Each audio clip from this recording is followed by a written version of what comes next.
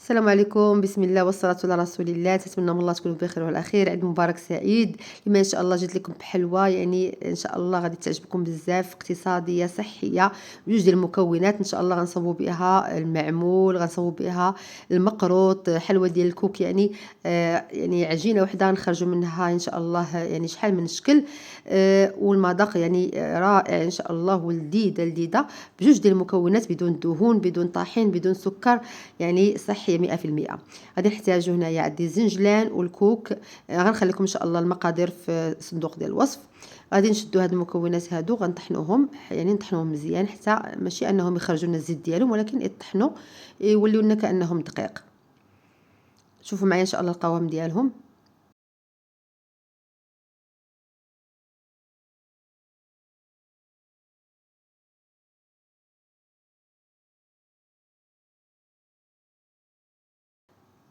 هنا غادي يكون عندي موجودين، هذا هو الشكل ديالهم. باش غنجمعوا هاد العجينه هذه، كيف ما قلت لكم اننا ما غاديش نحتاجوا لاي نوع ديال الدهون، غادي نجمعوا بالبنان. بالنسبه للناس اللي عندهم يعني السكري، يقدروا ياكلوا يعني هاد الحلوى هذه، لان البنان ما غيبانش. غادي نقص الحلاوه ديالته مع الزنجلان ومع الكوك. غادي نخلطوا الكل حتى تجمع لنا عجينه اللي غادي نقدروا ان شاء الله نشكلوها كما بغينا. هذا هو الشكل ديالها كيف ما واضح في الفيديو. عجينه تتجي انها رطبه، ما تجيش انها جاريه وماشي قاصحه. وان شاء الله انا اكيده انها غتعجبكم بزاف هاد الحلوى هذه، وغتكون ان شاء الله بديل الحلويات يعني اللي حنا تنعرفوا انهم يعني ماشي صحيين.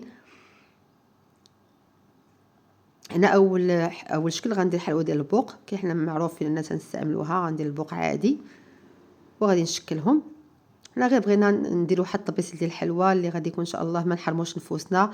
الناس اللي عندهم يعني دايرين عندهم مشاكل صحيه، فحال السكري، فحال حسد ديال الجلوتين، حتى الناس اللي عندهم دايرين حميات، باش ان شاء الله ما يتحرموش حتى حنا ناكلو الحلوى. هنا غنوريكم باش غادي نعمر المعمول ديال احنا متعودين ان تنديروا التمر في المعمول. هنا غنديرو هنا عندي الشريحه، عندي النبق، عندي الخروب. لقيت هاد المكونات هادو عند العطار، يعني موجوده هاد الخلطه هذه. هنا شديت هذاك الشريحه والتمر، درتها مع شويه ديال الماء حتى طابت، يعني واحد شويه ديال الماء فوق من البوطه حتى تجمعات ليا العجينه، ولات ليا فحال يعني هاد الشكل هذا كما واضح في الفيديو. صافي وكونتها، كورتهم مكورات صغيورين، وغدا غادي ان شاء الله نعمرها هاد الحليوات هادو. يعني شي حاجه بسيطه بسيطه. وكما قلت لكم يعني انه يعني هذا المكون هذا راه زوين بزاف، فيه واحد شويه طيبه ديال الحلاوه.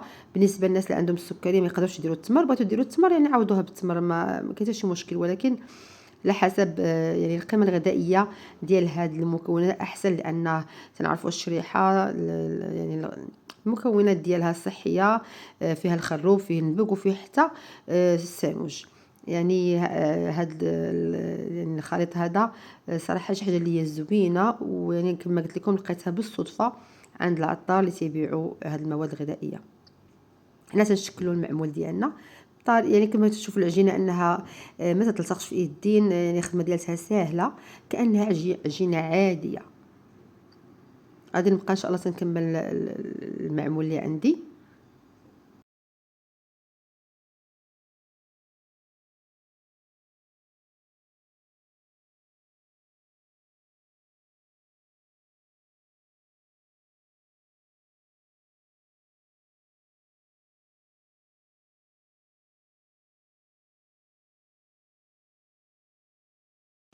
دابا غادي ندوزو ان شاء الله نشكل معكم المقروط.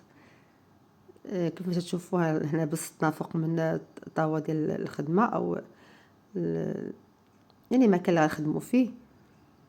شكلنا على شكل مربع او مستطيل. غادي نديروا العماره ديال الشريحه اللي كنت وريتكم، الشريحه او النباق والخروب. يعني سهله سهله، شنك سريعه، يعني سهله سهله بزاف. يعني ما عنديش نعطيكم الوقت بالضبط، ولكن صراحه نتوما شفتوا المكونات يعني بسيطه، كاينه في كل دار. تقدروا انكم تعاودوا، ما كانش عندكم هاد المكونات ديال الشريحه والبديل ديال التمر تقدروا انكم ديروا التمر، يعني شي حاجه اللي هي بسيطه والنتيجه رائعه ولذيذه بزاف، يعني ان شاء الله ما غاديش تحرموا، كانكم كلتوا المقروط، كانكم كلتوا المعمول. غادي نشكلوا بهذا الشكل هذا، وغادي يكون عندنا المقروط ديالنا موجود. غنديرهم في الفران. غير هاد الحلوى هذه تبغي انها تطيب على المهل، يعني غديروا 150 درجه من الاعلى ومن الاسفل، وغتخليوها تطيب على خاطرها. خوتي هذا هو الشكل ديال الحلوى ديالنا. زينتها بهذا الشكل. كويره درت لهم العسل والكوك. المعمول درت له الزبيب.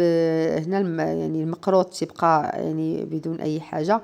مهم شي حاجه اللي هي زوينه بزاف، شبيهه الحلوى هذه بالحلويات العاديه اللي حنايا كنا متعودين نتناولوهم. ان شاء الله ما غاديش نحرموا نفوسنا. مقادير بسيطه، تقدروا انكم تبدلوا الزنجلان بالكاوكاو. دائما نفس المقادير غتلقاوهم في صندوق ديال الوصف. مبقى لي الا انني نختم بالدعاء. اللهم اني اسالك الثبات في الامر والعزيمه على الرشد. تبقاو على خير، تبقاو على بصحه جيده، والسلام عليكم.